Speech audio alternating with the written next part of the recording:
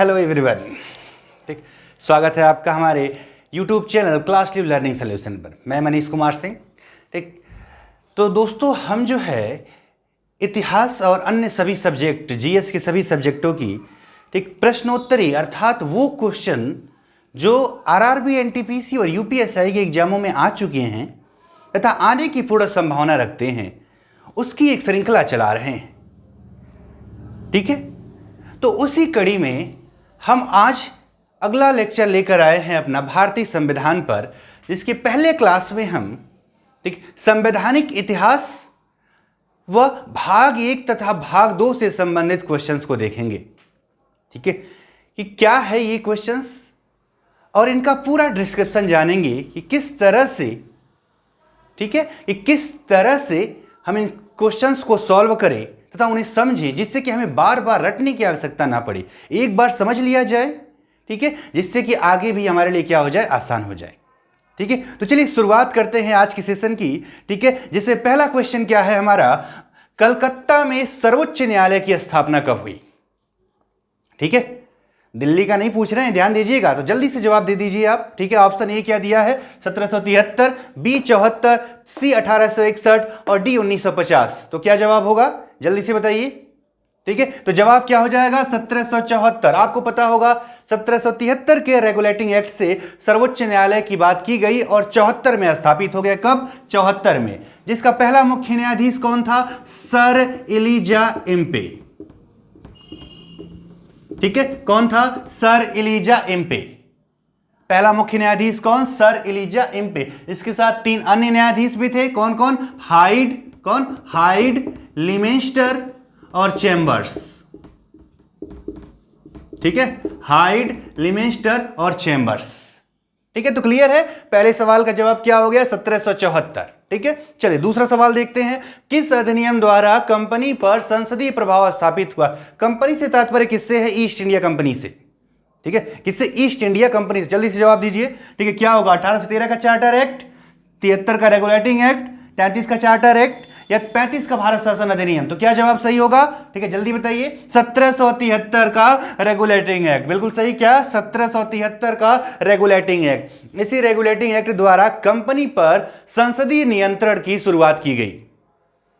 ठीक है, east India company पर संसदीय नियंत्रण की शुरुआत किससे किया गया? ठीक है, 1773 का रेगुलेटिंग एक्ट से, जिसके साथ साथ ही बंगाल के गवर्नर जनरल, बंगाल का गवर्नर अब गवर्नर जनरल बन गया। और पहला गवर्नर जनरल कौन हुआ था, बंगाल का, यहां पर लिख दे रहा हूं मैं, ध्यान दीजिएगा, बंगाल का गवर्नर जनरल, पहला गवर्नर जनरल कौन, वॉरेन हेस्टिंग। कौन हुआ, वॉरेन हेस्टिंग्स हुआ। कौन हुआ, वॉरेन हेस्टिंग्स। ठीक है, क्लियर है। ठीक है, चलिए, तो पहला 2 सवाल हमने देखा। क्या था पहला सवाल, सर्वोच्च न्यायालय की स्थापना कब हुई? तो 1774 में। किस अधिनियम द्वारा कंपनी पर संसदीय प्रभाव स्थापित हुआ? तो 1773 का रेगुलेटिंग एक्ट। चलिए अब तीसरा सवाल देखते हैं, इसे रब कर रहा हूं मैं, आप नोट करिएगा। देखिए सारे क्वेश्चन नोट किए रहेंगे तो एग्जाम तक आपके पास एक अच्छा खासा क्वेश्चन बैंक तैयार हो जाएगा, साथ ही साथ उसका पूरा डिस्क्रिप्शन भी।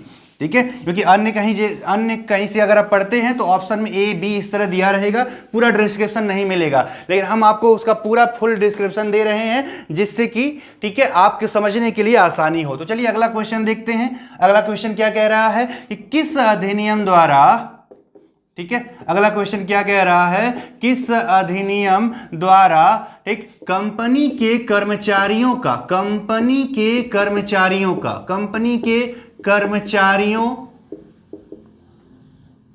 का वेतन भारतीय राजस्व से दिया जाने लगा? किससे दिया जाने लगा? भारतीय राजस्व से दिया जाने लगा। किस अधिनियम द्वारा कंपनी के कर्मचारियों का वेतन भारतीय राजस्व से दिया जाने लगा? ठीक है, तो क्या जवाब होगा, जल्दी से बता दीजिए। तो ठीक है, दिया जाने लगा, उत्तर जल्दी बताइए। ठीक है, क्या होगा, ठीक आंसर क्या होगा इसका? ठीक है, 1793 का रेगुलेटिंग एक्ट, 1793 का रेगुलेटिंग एक्ट। ठीक है, 1793 का रेगुलेटिंग एक्ट। ठीक, तो क्या जवाब होगा, यानी 1793 की रेगुलेटिंग एक्ट से, ठीक है, एक तो क्या किया गया था, कंपनी का 20 वर्षों के लिए अधिकार बढ़ा दिया गया। दूसरी चीज क्या की गई, ठीक है, कि कंपनी के कर्मचारियों का वेतन अब भारतीय राजस्व से दिया जाने लगा। ठीक, किससे दिया जाने लगा, ठीक है, भारतीय राजस्व से दिया जाने लगा। ठीक है, ओके है ना, ठीक है, समझ में आ रहा है। ठीक है, सही जवाब क्या है, 1793 का रेगुलेटिंग। रब कर रहा हूं इसे मैं। ठीक है, अगला क्वेश्चन देखते हैं। ठीक है, क्वेश्चन नंबर 4। ठीक है, आज के सेशन का चौथा क्वेश्चन, आज के सेशन का चौथा क्वेश्चन क्या है, ठीक है, क्वेश्चन सुनिए। ठीक, किस अधिनियम द्वारा, किस अधिनियम द्वारा, किस अधिनियम द्वारा, ठीक, ईसाई मिशनरियों को, किसको, ईसाई मिशनरियों को, ईसाई मिशनरियों को भारत में प्रवेश दिया गया। किस अधिनियम द्वारा ईसाई मिशनरियों को भारत में प्रवेश दिया गया, भारत में प्रवेश दिया गया। ठीक है, तो क्या जवाब होगा, जल्दी से बताइए। ठीक है, किस अधिनियम द्वारा ईसाई मिशनरियों को भारत में प्रवेश दिया गया, उत्तर बताइए तो जल्दी से। क्या जवाब होगा, 1813 का चार्टर एक्ट। क्या होगा, 1813 का चार्टर एक्ट। ठीक है, 1813 का चार्टर एक्ट आया, जिसके तहत ईसाई मिशनरियों को भारत में प्रवेश दे दिया गया। तो जरा ये भी बता दीजिए कि 1813 के चार्टर एक्ट की अन्य मुख्य बातें क्या रही। एक तो रहा कि भारतीयों की शिक्षा पर प्रत्येक वर्ष 1 लाख रुपया खर्च। ठीक है, भारतीयों की शिक्षा पर कितना खर्च, 1 लाख रुपए। कितना, 1 लाख रुपए। ठीक है, प्रत्येक वर्ष कितना, 1 लाख रुपए। और क्या प्रमुख बातें रही कि कंपनी का व्यापारिक एकाधिकार समाप्त किया गया, सिर्फ 2 चीजों पर छोड़कर, चाय और चीन के साथ व्यापार को छोड़कर, अन्य सभी पर व्यापारिक एकाधिकार समाप्त कर दिए गए। ठीक है, तो आज का चौथा सवाल क्या रहा, किस अधिनियम द्वारा ईसाई मिशनरियों को भारत में प्रवेश दिया गया। तो जवाब क्या है हमारा, 1813 का चार्टर एक्ट, 1813 का चार्टर एक्ट। ठीक है, चलिए अगला क्वेश्चन देखते हैं। ठीक है, अगला क्वेश्चन क्या है, जल्दी से देख लेते हैं। अगला क्वेश्चन क्या है, प्रथम विधि आयोग का, ठीक है, क्वेश्चन क्या है, प्रथम विधि आयोग। ठीक है, ठीक है, कंपनी के शासन के दौरान की बात हो रही, आजादी की बात की नहीं। प्रथम विधि आयोग का अध्यक्ष कौन, प्रथम विधि आयोग का अध्यक्ष बता दीजिए तो। ठीक है, जवाब क्या होगा, लॉर्ड मैकाले। कौन, लॉर्ड मैकाले। ठीक है, अंग्रेजी शिक्षा का जनक भी कहा जाता है किसको, लॉर्ड मैकाले को ही, इन्हें ही बनाया गया था क्या, प्रथम विधि आयोग का अध्यक्ष बनाया गया। ठीक है, चलिए अगला क्वेश्चन देख लिया जाए। ठीक, नेक्स्ट क्वेश्चन, नेक्स्ट क्वेश्चन क्या है, क्वेश्चन नंबर 6, क्वेश्चन नंबर 6। ठीक है, क्या कह रहा है, ठीक है, क्वेश्चन नंबर 6 कह रहा है कि किस अधिनियम से, किस अधिनियम से, ठीक है, ध्यान सुनिएगा, भारत में विभागीय प्रणाली की शुरुआत हुई। ठीक है, क्या है सवाल, किस अधिनियम, किस अधिनियम से भारत में विभागीय प्रणाली की शुरुआत हुई। किसकी शुरुआत हुई, विभागीय प्रणाली की शुरुआत हुई, विभागीय प्रणाली की शुरुआत।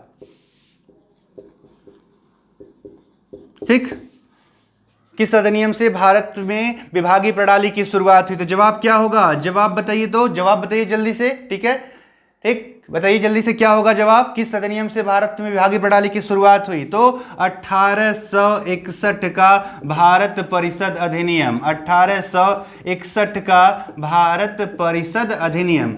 ठीक है, इस अधिनियम की प्रमुख बातें क्या रही कि कानून बनाने की प्रक्रिया में भारतीयों को भी शामिल किया गया। कितने भारतीय, 3 भारतीय। कौन कौन थे, याद रखिए। ठीक है, नाम याद रखिएगा, बनारस के राजा, ठीक है, पटियाला के राजा और सर दिनकर राव जी। 3 व्यक्ति कौन कौन, बनारस के राजा, पटियाला के राजा और सर दिनकर राव जी।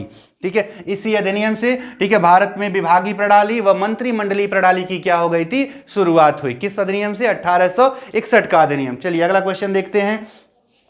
ठीक है, नेक्स्ट क्वेश्चन। ठीक है, अगला क्वेश्चन क्या है हमारा, जल्दी से देख लिया जाए। ठीक है, अगला क्वेश्चन क्या कहता है कि कौन से अधिनियम द्वारा, ठीक है, क्वेश्चन क्या है, आसान सा सवाल है, जल्दी से आंसर बता देंगे कि कौन से अधिनियम द्वारा, कौन से अधिनियम द्वारा कंपनी का व्यापारिक एकाधिकार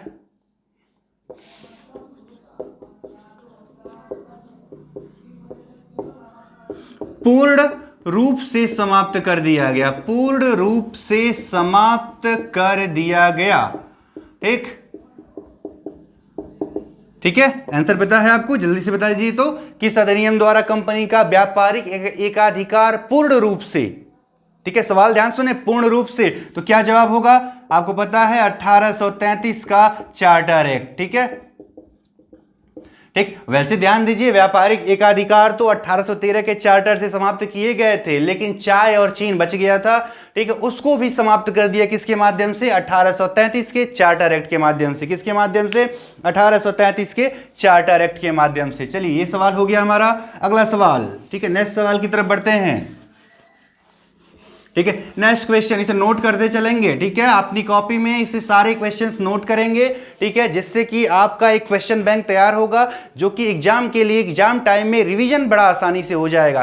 फिर आपको जगह जगह भटकना नहीं पड़ेगा, ये चैनल देख ले, वो चैनल देख ले, कुछ कहीं जाने की जरूरत नहीं है। ठीक है, एक ही जगह आपको सारा क्वेश्चन मिल जाएगा, बस उसे अच्छे से नोट करते चलिएगा। चलिए, ठीक है, अगला सवाल देखते हैं आप। ठीक है, अगला सवाल, ठीक है, कि किस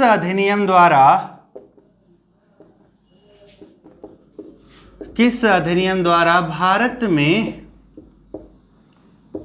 द्विसदनीय व्यवस्था की शुरुआत हुई? कौन सी? द्विसदनीय व्यवस्था की शुरुआत हुई। ठीक है, द्विसदनीय व्यवस्था की शुरुआत हुई। ठीक है, पता है आंसर तो बताइए जल्दी से।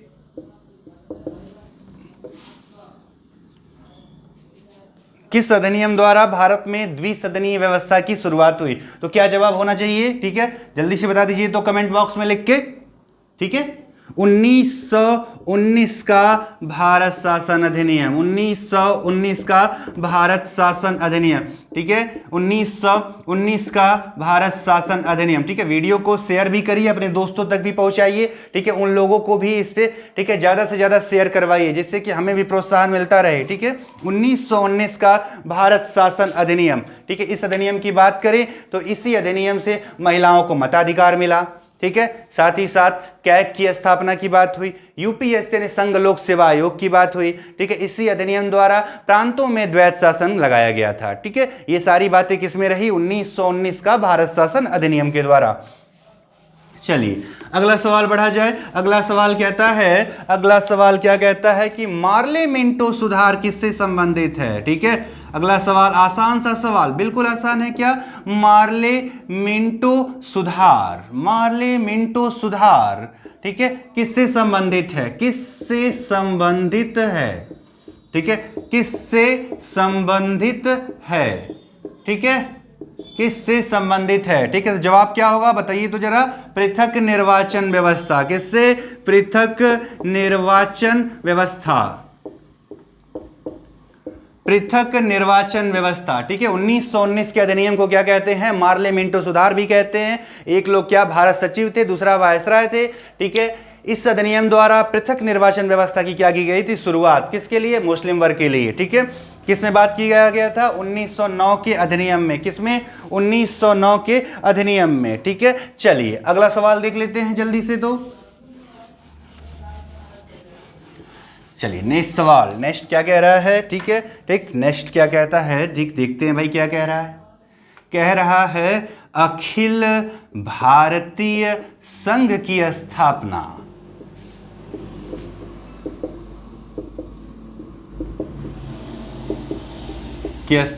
किस अधिनियम से? ठीक है, समझ में आ गया ना सवाल कि अखिल भारतीय संघ की स्थापना कौन से अधिनियम का हिस्सा था? तो किसका था? पता है ना, जल्दी से बताइए तो। ठीक है, क्या लिखूं? यही लिख देता हूं। ठीक है, ध्यान से सुनिए, 1935 का भारत शासन अधिनियम। ठीक है, जिसे भारतीय संविधान का सबसे ज्यादा प्रभाव किस पर, भारतीय संविधान पर सबसे ज्यादा प्रभाव किसका पड़ा है? 1935 के भारत शासन अधिनियम का। ठीक है, तो इसी में क्या था? अखिल भारतीय संघ, जो कि ब्रिटिश प्रांतों, कमिश्नरी प्रांतों और देसी रियासतों को मिलकर बन रहा था। हालांकि ये काफी हद तक सफल नहीं हो सका। ठीक है, कोई भी तैयार नहीं हो रहा था। तो एक अखिल भारतीय संघ की स्थापना किस अधिनियम में? 1935 का भारत शासन अधिनियम में। ठीक है, किसमें? 1935 का भारत शासन अधिनियम में। ठीक है, चलिए अगला सवाल देख लिया जाए। अगला सवाल क्या कह रहा है? अगला सवाल कहता है कि किस मिशन द्वारा, ठीक, भारत में संविधान सभा का गठन किया गया? ठीक है, क्वेश्चन क्या कह रहा है? ठीक है, ध्यान से सुने। ठीक, किस मिशन द्वारा भारत में संविधान सभा का गठन किया गया? संविधान सभा का गठन किया गया। ठीक है, किस अधिनियम द्वारा भारत में, ठीक, संविधान सभा का गठन किया गया? ठीक, जवाब दीजिए तो जल्दी से, क्या होगा जल्दी से बताइए। ठीक है, कौन सा मिशन? ठीक है, क्रिप्स मिशन, अगस्त प्रस्ताव, कैबिनेट मिशन, किससे? वेवल योजना, किससे? ठीक है, बताइए जल्दी से। तो जवाब क्या होगा? Cabinet mission. ठीक है, बिल्कुल ठीक, क्या? Cabinet mission. ठीक है, 1946। ठीक है ना। कितने लोग थे इसमें? 3 लोग थे। कौन कौन था? ठीक है, लॉर्ड पैथिक लॉरेंस, अध्यक्ष कौन? Pethick Lawrence. ठीक है, उनका साथ देने के लिए कौन आए थे? ठीक है, एवी अलेक्जेंडर। तीसरा नाम बता दीजिए तो। ठीक है, एक जाना पहचाना नाम, सर स्टैफर्ड क्रिप्स मिशन में भी आए थे, कैबिनेट में भी आए। कौन? Sir Stafford Cripps. तो कैबिनेट मिशन 1946 में आया और इसी ने भारत में संविधान सभा के गठन की बात कहा कि प्रत्येक 10 लाख की जनसंख्या पर अप्रत्यक्ष रूप से एक प्रतिनिधि चुना जाएगा और इस तरह एक संविधान सभा का गठन होगा। ठीक है, चलिए तो अगला सवाल देख लेते हैं। ठीक है, नेक्स्ट क्वेश्चन क्या कह रहा है? ठीक है, जल्दी से देखते हैं अगला क्वेश्चन क्या कह रहा है। अगला क्वेश्चन कह रहा है, ठीक है, अगला क्वेश्चन कहता है ठीक है, क्वेश्चन क्या कह रहा है कि संविधान सभा में, ठीक है, ध्यान से सुनिए, ठीक है, संविधान सभा में कुल कितने सदस्य होने थे? कुल कितने सदस्य चुने जाने थे? ठीक है, कुल कितने सदस्य? ठीक है, जरा बताइए तो। ठीक है, जवाब क्या लिखा जाए? आसान सा सवाल है, जल्दी से बता दीजिए। 389 सदस्य चुने जाने थे। कितने? 389 सदस्य। ठीक है ना। ठीक है, कहां से? 292 ब्रिटिश प्रांतों से, ठीक है, 4 कमिश्नरी से, और बचे हुए क्या, कितना बच गया? 92 4 96 हो गया। 96 में से 89 चला जाएगा, कितना हो जाएगा? 89 और 4 93, यानी कि 93 क्या? देसी रियासतों से। कितना? देसी रियासतों से। कितना? ठीक है, 93। ठीक, तो 389 सदस्य चुने जाने थे, जिसमें से 292 ब्रिटिश प्रांतों से, 4 कमिश्नरी से, और 93 क्या है? देसी रियासतें हैं। ठीक है, चलिए अगला सवाल देखते हैं। ठीक, क्लियर है ना। ठीक है, जल्दी जल्दी आंसर बताया करिए आप भी। ठीक है, बीच बीच में शेयर भी करते रहिए और लाइक्स भी करते रहिए। ठीक है,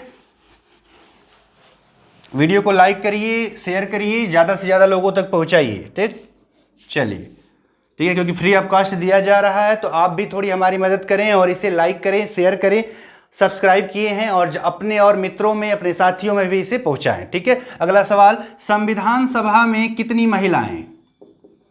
संविधान सभा में कितनी महिलाएं चुनी गई? कितनी महिलाएं?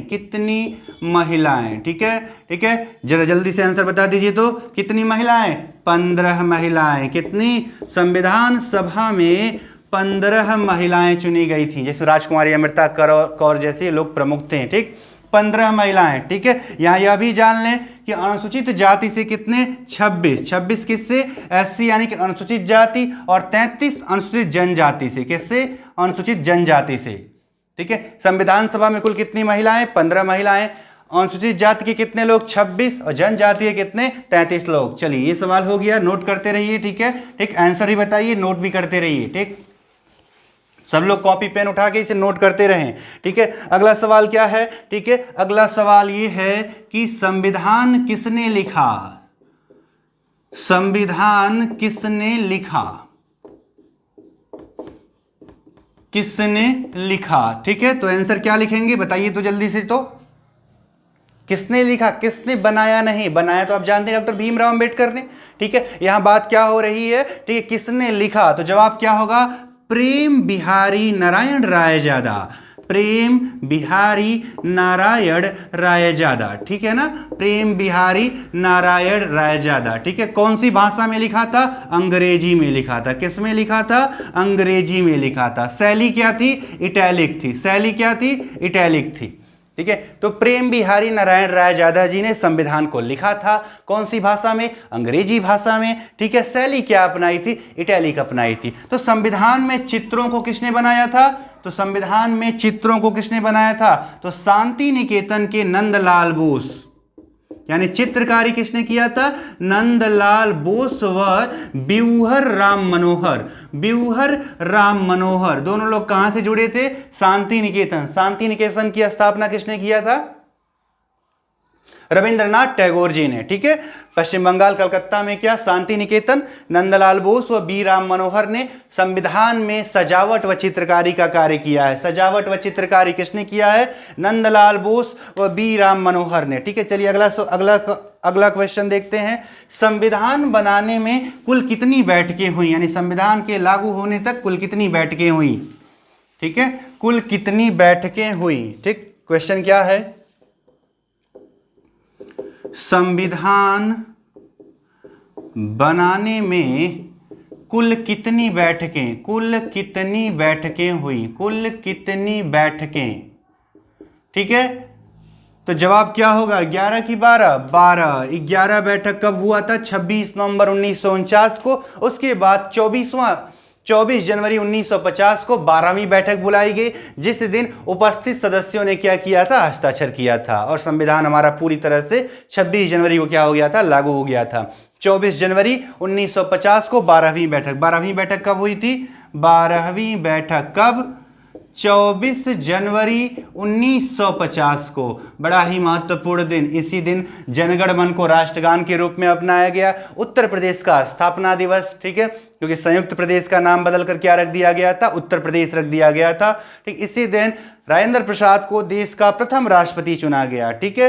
राजेंद्र प्रसाद को, ठीक है, देश का प्रथम राष्ट्रपति चुना गया। चलिए ये हो गया, ठीक है। अगला एक आसान सा सवाल बता दीजिए। तो अगला है एक आसान सा सवाल है, बहुत ही आसान। संविधान बनने में कुल कितना समय लगा? संविधान बनने में कुल लगा समय, कुल कितना समय लगा? कुल कितना समय लगा? कुल कितना समय लगा? बहुत ही आसान सवाल है, ठीक है। 1 मिनट में आप बताएंगे, उससे भी कम में। क्या? 2 वर्ष 11 माह 18 दिन, ठीक है ना? ठीक है, ठीक।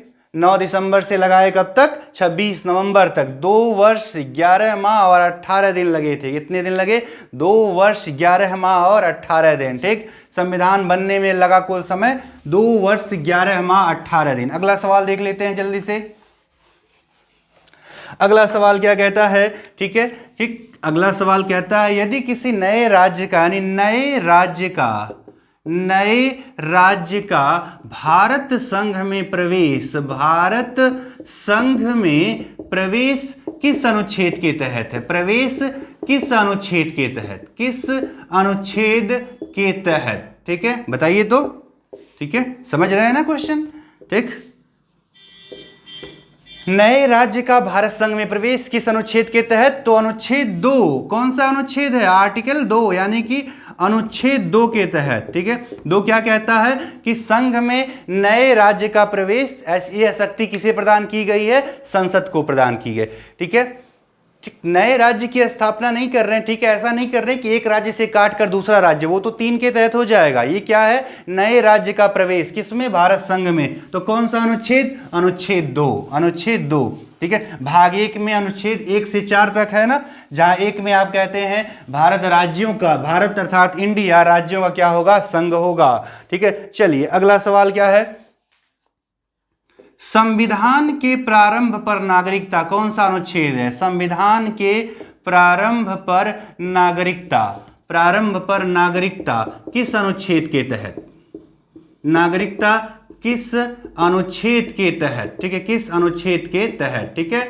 दिख रहा होगा ना आपको, ठीक है, दिख रहा होगा, ठीक। जल्दी से जवाब बताइए तो, ठीक है। आसान सा सवाल है ना। संविधान के प्रारंभ पर नागरिकता, ठीक। कौन सा अनुच्छेद है? अनुच्छेद 5। क्या कहा गया कि जो भी व्यक्ति भारत में पिछले 5 वर्षों से जिसका अधिवास भारत में हो, जिसके माता पिता का जन्म भारत में हो, क्या होगा? भारत का नागरिक होगा, ठीक है। यानी संविधान के प्रारंभ पर नागरिकता कौन से अनुच्छेद में बताया गया है? अनुच्छेद 5 में बताया गया। किसमें? अनुच्छेद 5 में बताया गया है। चलिए अगला सवाल लिख लेते हैं। अगला सवाल क्या कहता है? नागरिकता ठीक कितने प्रकार से प्राप्त हो सकती है? अगला सवाल जल्दी से उत्तर बताइए जब तक मैं प्रश्न लिख रहा हूं। ठीक है, आपने क्वेश्चन सुन लिया है कि नागरिकता कितने प्रकार से प्राप्त हो सकती है। कितने प्रकार से प्राप्त हो सकती है? कितने प्रकार से प्राप्त हो सकती है? ठीक है, ठीक, क्या जवाब होगा जल्दी से बता दीजिए। तो आप जल्दी से बताइए क्या जवाब होना चाहिए। ठीक है, तो 5 प्रकार से। किससे? 5 प्रकार से। ध्यान दीजिएगा। ठीक है, ध्यान देंगे इस बात को एक कि संविधान में नागरिकता प्राप्त करने का कहीं उल्लेख नहीं है, तो इसके लिए हमने एक अलग चीज क्या बनाया? नागरिकता अधिनियम 1955। नागरिकता अधिनियम 1955। ठीक है, इसके तहत 5 प्रकार से। कौन कौन सा है? जन्म से। ठीक, दूसरा क्या? वंश परंपरा। वंश परंपरा। तीसरा क्या है? देशीयकरण। देशीयकरण। ठीक है, चौथा क्या है? रजिस्ट्रेशन यानी आवेदन से। ठीक है, रजिस्ट्रेशन।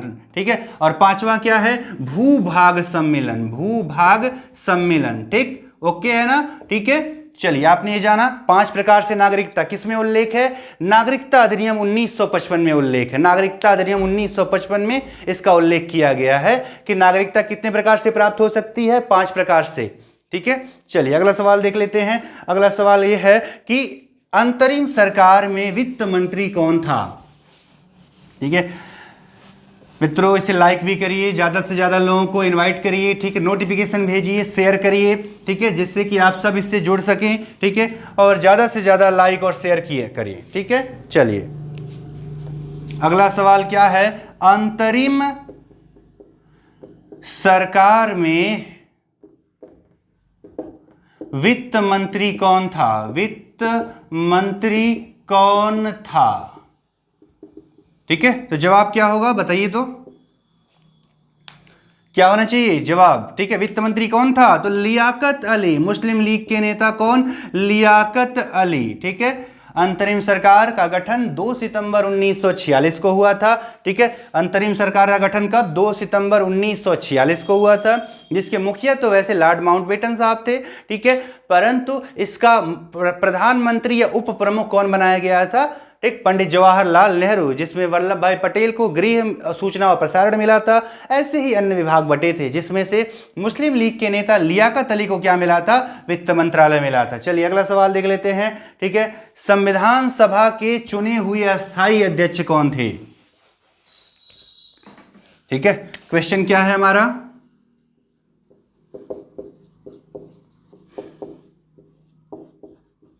संविधान सभा के चुने हुए अस्थायी अध्यक्ष।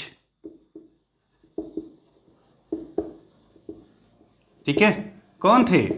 जवाहरलाल नेहरू या सच्चिदानंद सिन्हा? ठीक है, क्या जवाब होगा? डॉक्टर राजेंद्र प्रसाद जी। कौन थे? डॉक्टर राजेंद्र प्रसाद। 11 दिसंबर 1946 को चुना गया। किसको? राजेंद्र बाबू को। ठीक है, जो कि देश के पहले राष्ट्रपति भी बने। 2 बार राष्ट्रपति बनने वाले एकमात्र व्यक्ति, लगातार 2 बार राष्ट्रपति बने। कौन? डॉक्टर राजेंद्र प्रसाद जी। ठीक, चलिए अगला सवाल देख लेते हैं। ठीक है, अगला सवाल ये भी बहुत सा आसान है। संविधान प्रारूप समिति के अध्यक्ष कौन थे? प्रारूप समिति के अध्यक्ष। ठीक है, जवाब क्या होगा? ठीक है, जवाब क्या होगा आपको पता है? डॉक्टर भीमराव अंबेडकर। डॉक्टर भीमराव अंबेडकर। कुल कितने लोग थे प्रारूप समिति में? 7 लोग। 6 + 1, 6 सदस्य और 1 अध्यक्ष डॉक्टर भीमराव अंबेडकर। 6 लोगों में कौन कौन थे? ठीक है, 6 लोगों में अयंगर साहब थे, अय्यर साहब थे, मुंशी साहब थे, ऐसे। ठीक है, मोहम्मद सादुल्ला जी थे, ठीक, डीपी खेतान जी थे। इस तरह से 7 लोग, कुल मिलाकर कितना? 7 लोग प्रारूप समिति का हिस्सा थे। ठीक, चलिए अगला पॉइंट लिखा जाए। अगला क्वेश्चन क्या कहता है? ठीक है, स्वतंत्रता के पश्चात, सवाल सुनेंगे यार ध्यान से। स्वतंत्रता के पश्चात गठित अंतरिम सरकार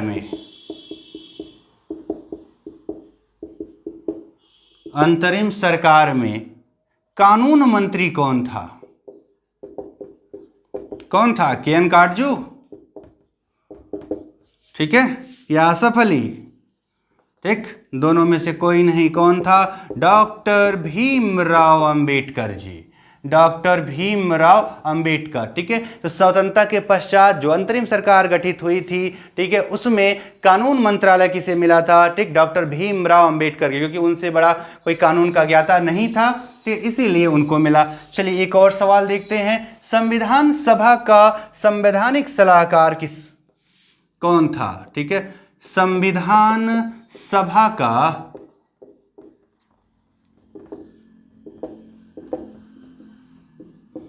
संवैधानिक सलाहकार, ठीक, नाम जानते हैं, ठीक है, क्या लिखे answer, sir BN. Rao ji, Benegal Narasimha Rao, संविधान के एक प्रख्यात ज्ञाता। कौन, बी.एन. राव, जो आगे चलकर, ठीक, अंतर्राष्ट्रीय न्यायालय में भारत की तरफ से पहले न्यायाधीश हुए थे। कौन, बी.एन. राव जी, 52-53 में न्यायाधीश भी बने थे, यही थे संविधान सभा के संवैधानिक सलाहकार। नोट करते रहिए, ठीक है, शेयर करते रहिए, लाइक करते रहिए, ठीक है।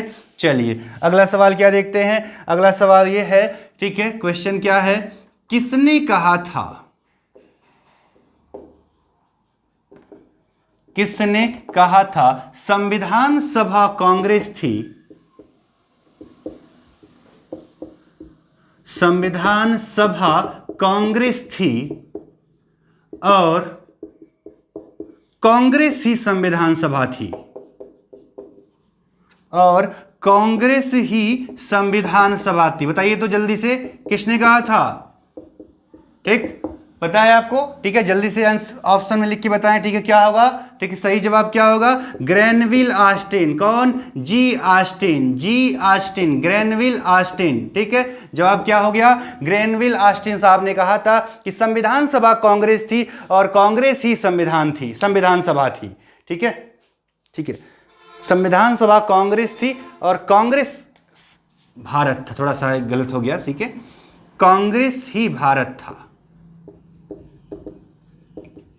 ठीक, किसने कहा था, ग्रेनविल ऑस्टिन ने कहा था, ठीक है। चलिए अगला देख लेते हैं, ठीक है, अगला क्या देख लिया जाए, ठीक, उद्देश्य प्रस्ताव किसने प्रस्तुत किया था, ठीक है, सवाल क्या है हमारा, उद्देश्य प्रस्ताव किसने प्रस्तुत किया था, किसने प्रस्तुत किया था, ठीक है, संविधान सभा में उद्देश्य प्रस्ताव कौन लेकर आए थे, तो पंडित जवाहरलाल नेहरू जी, पंडित जवाहरलाल नेहरू जी, ठीक है, ठीक, कब लाए थे, 13 सितंबर, ठीक है, 13 दिसंबर 1946, 13 दिसंबर 1946, ठीक है ना।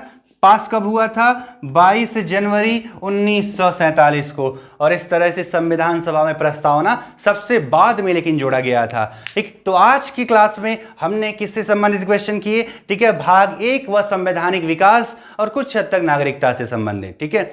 तो आज की क्लास से बस इतना ही। इस वीडियो को ज़्यादा से ज़्यादा लोगों तक पहुंचाइए, ठीक है। यदि आपको पसंद आ रहा है, ठीक है, तो लाइक करके कमेंट करके हमें बताएं। कोई डाउट है तब भी पूछें, या कुछ नया चाह रहे हैं तब भी बताएं, ठीक है। तो आज के लिए बस इतना ही, धन्यवाद।